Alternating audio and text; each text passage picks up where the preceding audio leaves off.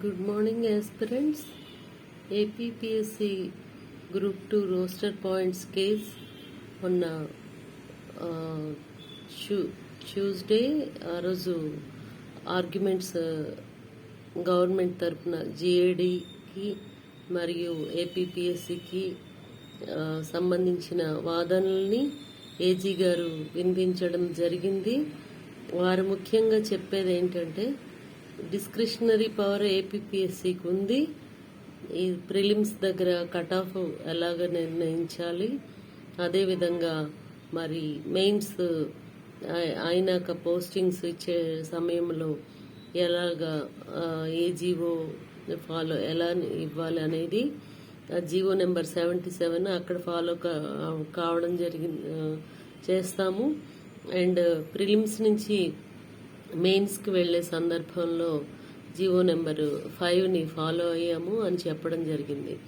అదేవిధంగా AP subordinate service rules of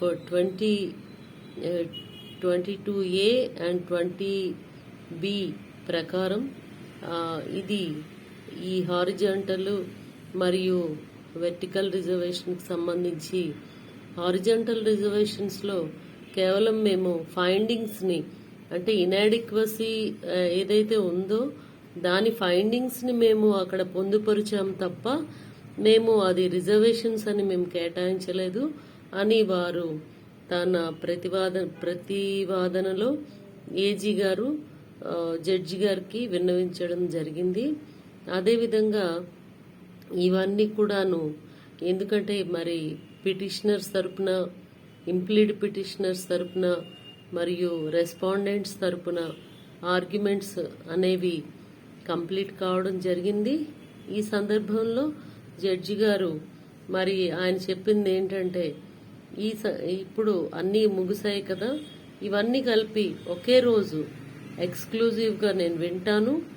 మొత్తం అన్నీ కూడా మీ తర్వాత ఆర్గ్యుమెంట్స్ ప్రిలిమినరీ ఆర్గ్యుమెంట్స్ ముగిసాయి కనుక మరి నెక్స్ట్ నేను ఒకే రోజు అన్ని వింటాను, ఇంకా ఆ రోజు ఏ అదర్ కేసెస్ ఉండో అని చెప్పి సెప్టెంబర్ 9న డేట్ కేటాయించడం జరిగింది ఏపీపీఎస్సీ గ్రూప్ 2 రోస్టర్ పాయింట్స్ కోసం. ఎందుకంటే దీని అవుట్కమ్ ఈ తీర్పుని అనుసరించి తర్వాత గ్రూప్ 1 కానీ డివైఈఓ కానీ మరి ఎఫ్ఆర్ఓ కానీ ఇవన్నీ లింకప్ అయి ఉన్నాయి కనుక ఈ హారిజాంటల్ రిజర్వేషన్స్ ఇనాడిక్వసీకి సంబంధించి మరియు సోషల్ రిజర్వేషన్స్ అండ్ జనరల్ అభ్యర్థులు ఎలా ఎఫెక్ట్ అవుతున్నారు వీటి వల్ల అనే దాని మీద ఇదే ఆధారంగా ఈ కేసులో వచ్చే తీర్పు ఆధారంగా ఏపీపీఎస్సీ వాళ్ళు తదుపరి నోటిఫికేషన్స్లో మరి ఫాలో అవడానికి అవకాశం ఉంది కనుక